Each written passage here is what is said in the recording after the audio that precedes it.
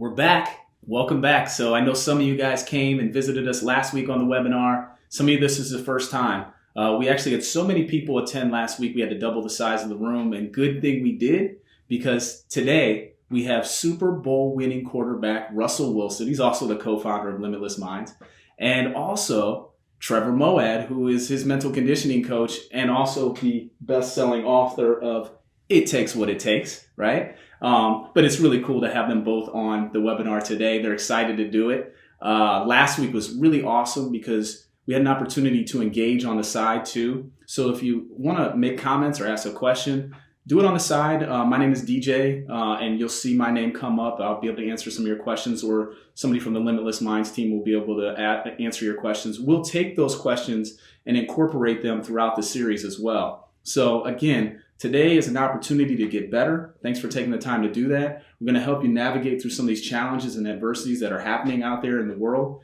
and take a couple pages from Russell's playbook and Trevor's playbook on how to do these things. Super excited to have you here. And so now I'm going to pass it over, right? That was kind of corny, but I am going to pass it over to Trevor Moawad. DJ, thank you very much. Excited to get to spend some time with our co-founder, and really one of the most not just exciting and talented players in professional sports, but really one of the most exciting young entrepreneurs out in the business world and philanthropists, Russell Wilson. So Russ, people have had a chance to see a little bit of our backgrounds, our connection together, but I kind of wanted to jump right in and ask you some really direct. I had a conversation with one of our mutual friends who coaches an NFL team, who used to coach with the Seahawks, and we were talking about this particular unique time in life. And I'm going to jump on with his staff tomorrow to talk about neutral thinking. But one of the things we talked about is there's so much emphasis right now, Russell, in physical immunity. But do you believe there's a counterpart to that? Do you believe in the idea that we actually can build up a psychological immunity that strengthens us to get through difficult times in the same way we have a physical immunity? I think that's a great point, Trev. I think, the reality is that you have the physical, but you also have the psychological. And, I think we go through these tests, we go through these moments in life that prepare us for the next opportunity.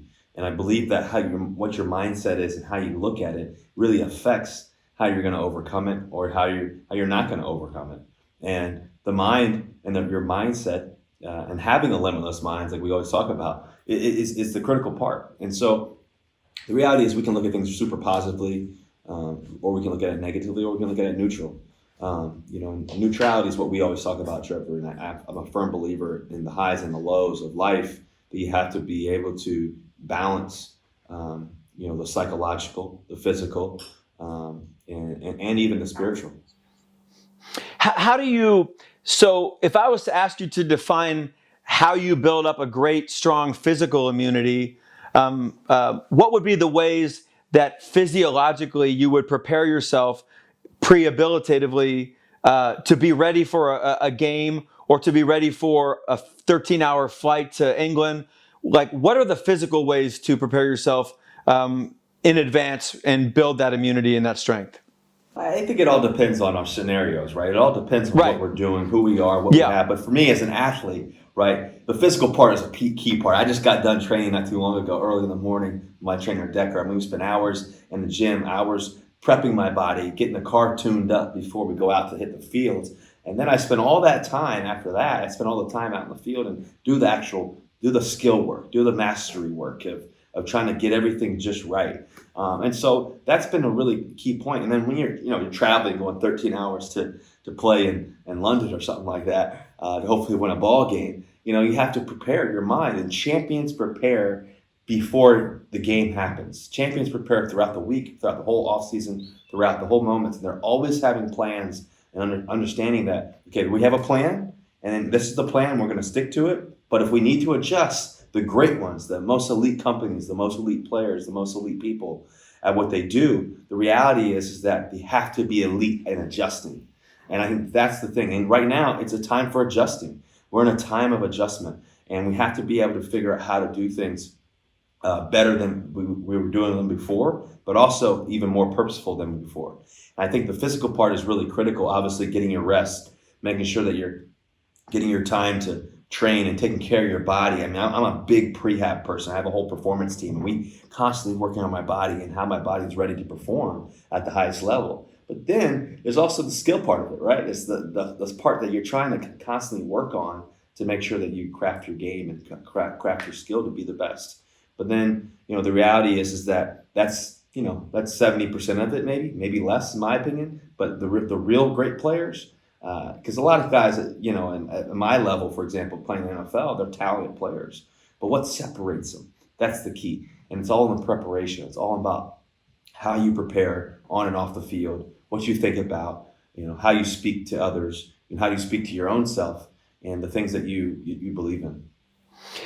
And I think this is kind of, and that's exactly what I was thinking of. But in my mind, as I'm looking at this unique time, we can clearly define, certainly the best, how you build that physical immunity, that physical resilience, what you eat, the timing of your nutrients. When you get up in the morning, you have a series of vitamins, you have shakes, you have a shooter you're going to take, then you exercise. You literally have a huge bottle of water. I saw you and Mike Trout that has different times of the day where you need to be to that. And you got your water right there. And so everything's really monitored. What I don't think people understand, because it's never been talked about the same way, is all those clearly defined things before and after, and during and after a workout, with a cool down, a stretch, a dynamic warm up, ice bath, oxygen chamber. We have all those things psychologically. And this is where we build up a psychological prehab in the same way. What I watch, who I talk to, what I listen to, what I read, what I study, how I prepare. And I think one of the things that's most challenging right now is people are weakening their psychological immunity by saying things that shouldn't be said, watching things they don't need to be watching, and they're isolated and they don't have their normal routine. So I guess to me, how are you? You have a wife who's pregnant. We don't know, boy, girl, maybe. I don't think you're going to break it up probably on this show. But you have a new baby. You've got a family, and you're in San Diego. Your kids aren't in school. The routine's adjusted. How are you guys staying strong psychologically and minimizing the negative in a time that's so completely negative?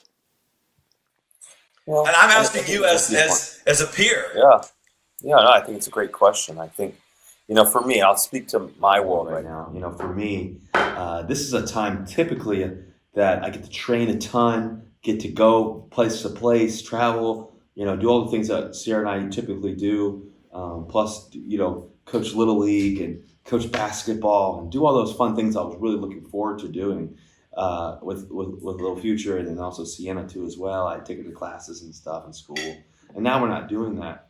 So that was a little bit of an adjustment, but also from the performance side for me is I'm typically throwing with a bunch of my receivers right now and all that extra work, and so we're not able to do that.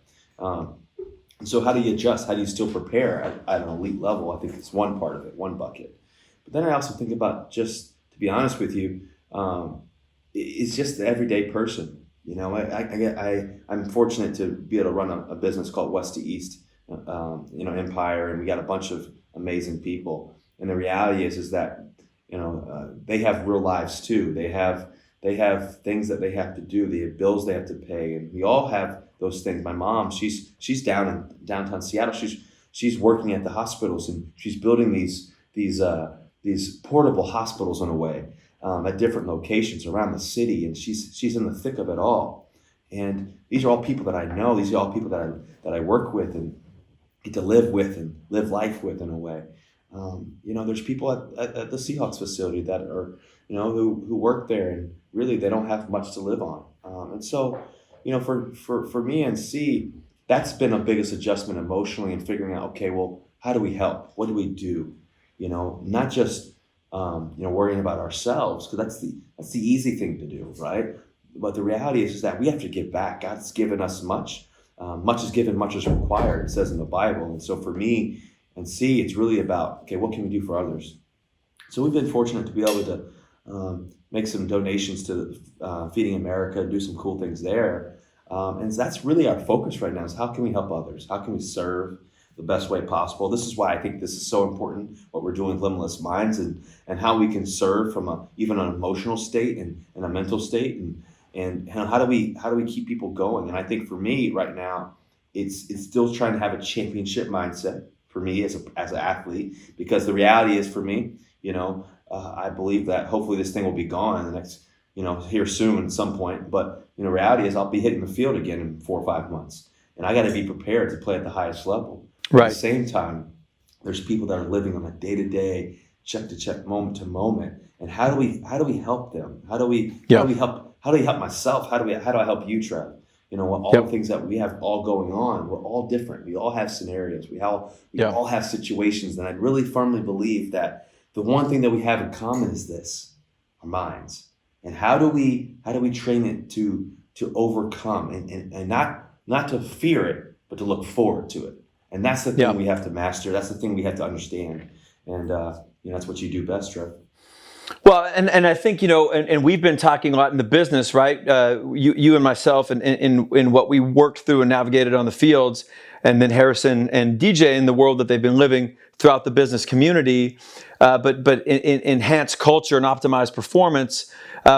So I think the first thing, basically, what's really neat is you and your family have built these buckets where obviously you've got the responsibilities as a father, as a husband, as a CEO, as a quarterback, all the different elements. But also there's the philanthropic side, and they live together. They are Russell Wilson. They're not Russell Wilson and Batman. They're not two people, but they're combined. They're consolidated.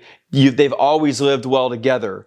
I think the second thing now is your business and the way you think strategically is a little bit different than what we hear traditionally in the business world. And the book you and I put together, It Takes What It Takes, talks about this. But as people are learning about it, this idea, and I'd love to have you just share your perspective, this idea, negativity is 70 times more powerful than positivity. So how you learn how to be less negative relative to intake and language versus more positive. And then you go to this place which we teach is a huge part of our business, which truthfully nobody else teaches, the idea of learning how to be neutral. So help me understand why less negative is powerful. Obviously, you have the ability to be positive, but how you stay neutral on the field, but right now, living in Southern California with all this going on, where your skill set of being able to be neutral, Russ, may be more important now than it was against the Philadelphia Eagles this year. Well, yeah, I think first of all, the reality is that negativity, it works 100% of the time, as that's just, it's just the reality of the nature of constantly being negative. It's gonna bring negativity. The positive, I'm a positive person by nature. I love being positive. Anybody who knows me, I'm a positive guy. For sure. Like, I'm going to believe the best. I'm very optimistic in that way. And I try to bring the energy in that sense, even as a leader, even at home, try to be positive. But the reality is that in the midst of chaos, you have to be neutral. In the midst of chaos, you have to be neutral because you don't want to be too high, you don't want to be too low.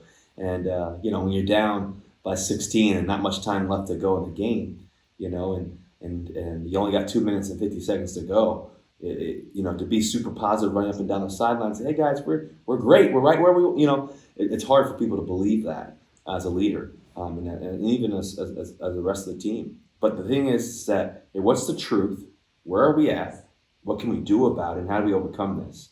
And I try to stay focused on the task at hand, I think that's really critical. I think for even families at home, and I'll be honest with you, Trev. For me. This isn't as hard for some people, this is harder. I should say, for me, it's easier for me to live in the situation that we're in because of my situation that I'm in financially.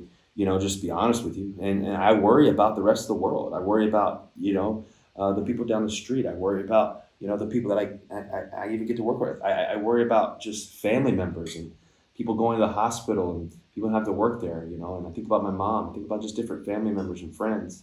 And it's heavy on my heart. And so this is an adjustment for me, but it's a really real adjustment for those who, are having to live situation to situation, moment to moment. And so, listen, I think that we all can help. I think we can all have the right mentality. And I think being neutral is key. So what I would say to sum up what I believe neutrality is that from my studies and your studies and our studies together, Trev, and the rest of our Limitless Minds crew of co-founders, is that what we've understood and come to the realization is that positivity definitely works.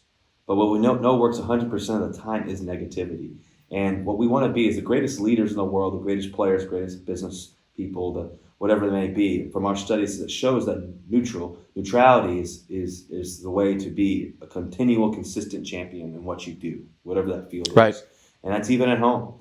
There's going to be things that and highs and lows in life that we're all going to face, whether it's your dad passing going to the truth. And I think your definition, in the midst of chaos, go to the truth.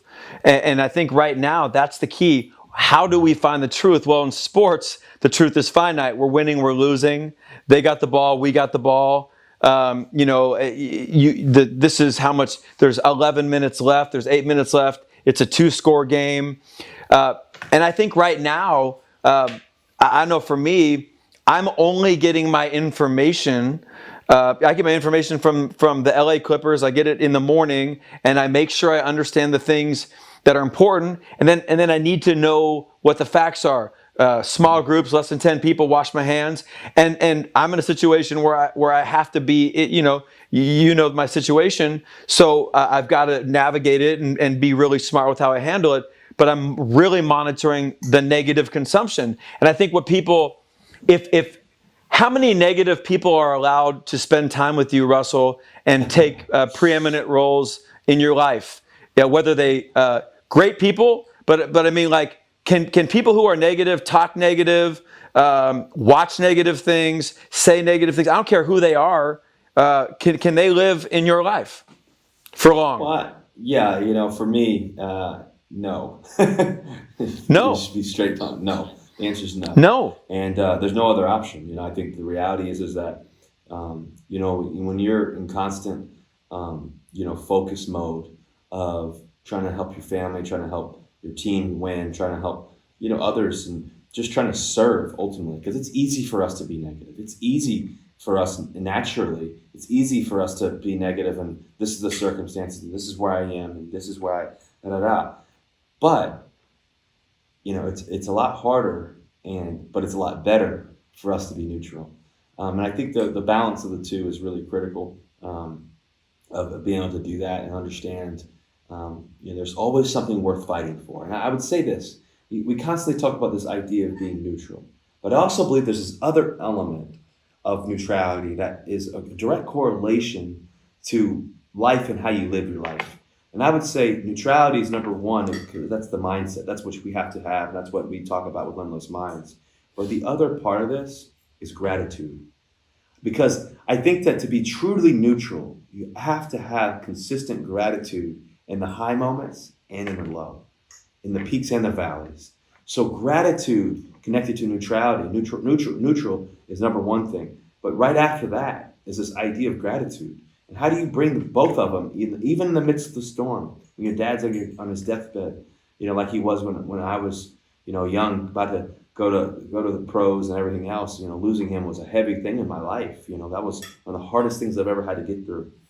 And I could have been super negative. I could have been in the dumps. I could have been F the world and this and that and F you God and this. But the reality is the gratitude that was able. The neutral thought and the gratitude, those combined was what was able to catapult me into my future and catapult me into my destination, because I firmly believe that these two together have to collide in a beautiful way to truly be neutral.